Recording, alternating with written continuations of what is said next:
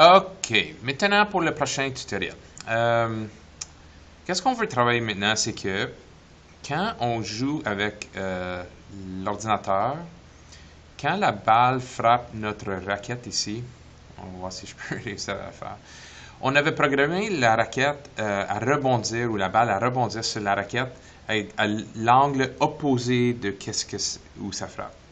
Cependant, ça veut dire que ça change juste l'angle et que l'ordinateur, en général, est capable de suivre la balle en tout temps. Ça dépend de la vitesse de l'ordinateur. Mais qu'est-ce que j'aimerais faire ou ajouter à notre jeu pour faire le jeu encore plus intéressant, c'est que dépendant où on frappe la raquette, ça va changer un peu l'angle du rebondissement de la balle. Alors, par exemple, quand la balle frappe le centre, la balle revient au centre. Quand la balle frappe un peu au-dessus du centre, elle va revenir peut-être à 45 degrés.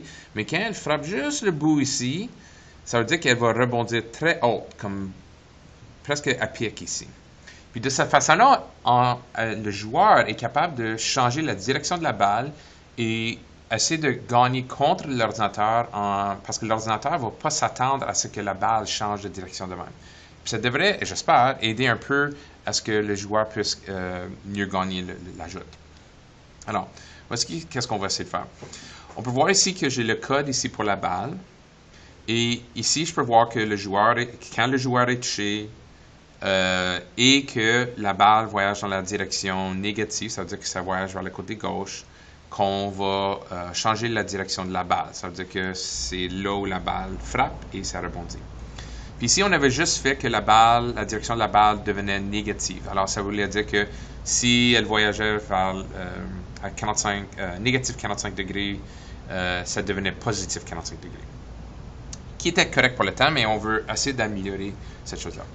Qu'est-ce que j'ai réalisé, ou qu'est-ce que j'ai pensé, c'est que si on pouvait changer la direction dépendant de la hauteur de la balle relative à la hauteur de la raquette. Alors, la position XY de la raquette, c'est au centre. La position XY de la balle est au centre.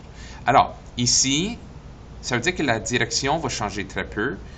Mais ici, la différence entre le centre de la balle, le XY de la balle, et ici, le centre de la raquette, est beaucoup plus. Alors, si on peut amplifier ou utiliser cette distance-là pour changer ou augmenter la direction, ça devrait faire ce qu'on veut faire. Alors, voici comment on peut le faire. Je vais juste ajouter un opérateur.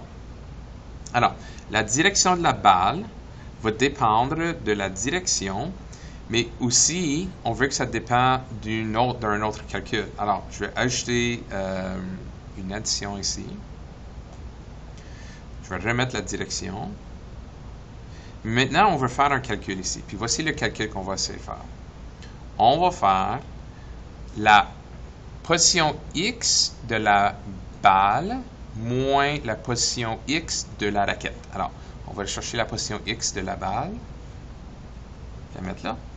Puis maintenant, on a besoin de la position X de la raquette. On va dans nos opérateurs, dans nos capteurs. Puis on pogne celui-là. Et puis, on veut la position... Non, c'est pas la position X, c'est la position Y. Alors, je vais venir chercher ordonner, mettre ça là, supprimer celui-là. Puis ici, ça c'est déjà la balle, on veut le Y du joueur. Alors, ici, ça veut dire que ça va soustraire les deux positions Y, et puis ça va ajouter cette valeur-là à la direction. Et puis, ça veut dire que si je frappe ici, la hauteur, ça va être 0. Alors, il ne devrait y avoir aucun changement de direction. Vraiment, ça va juste être la direction qui va changer. Mais le plus haut que je vais aller, le plus que ça va changer le rebondissement, ça va ajouter juste un peu plus de degrés à la direction. Alors, on va essayer de voir si je suis capable maintenant de le faire frapper. Puis ensuite, on va faire l'ordinateur après qu'on vérifie que ça fonctionne avec celui-là. Oh. C'est encore. Ah, vois-tu?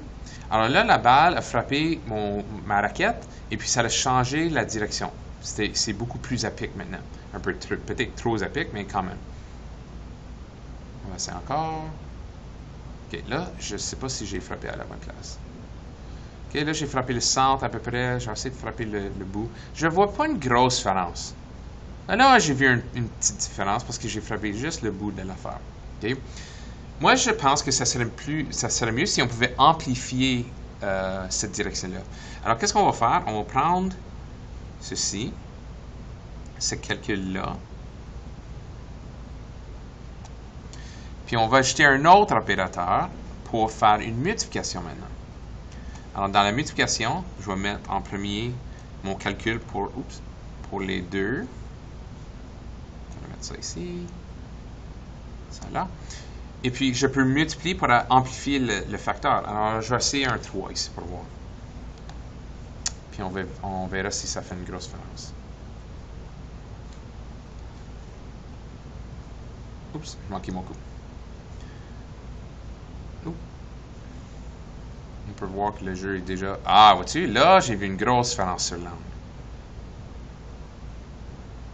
Là, la balle, si je la frappe juste à la bonne angle, je vais être capable peut-être de changer l'angle assez. Ah, voilà. Peut-être pour être capable de battre mon ordinateur, qui est très bon parce qu'il est capable de s'ajuster très vite. Il va peut-être falloir que je le ralentisse ou que je change quelque chose. Mais là, tu vois-tu, je suis capable de changer un peu l'angle. Là, j'ai manqué mon coup. Alors peut-être que je dois amplifier un peu plus ou quelque chose comme ça. Maintenant, je vais faire la même chose en bas ici. Alors, je reviens dans mes opérateurs. Je vais enlever la direction. En premier, j'ajoute l'addition. Ensuite, la multiplication. Je vais mettre la direction dans la première position. Ensuite, je vais ajouter... j'ai besoin d'une addition et j'ai besoin d'une soustraction. Et... une multiplication, ensuite une soustraction à la première place. Et puis, je vais venir chercher le mouvement, c'est encore la position Y de la balle. Et le facteur de multiplication, ça va être un 3. Et puis ici, j'ai besoin dans mes capteurs, l'ordonnée pour le joueur, pour l'ordinateur. Parce qu'ici, c'est contre l'ordinateur qu'on fait. Alors, je vérifie la hauteur de la raquette de l'ordi, et puis on le fait. Alors, espérant que ceci va aider à améliorer un petit peu notre jeu. Et après ce tutoriel, vraiment le dernier à faire, c'est pour ajouter des points à notre jeu pour qu'on puisse voir qui gagne la joute. OK, merci.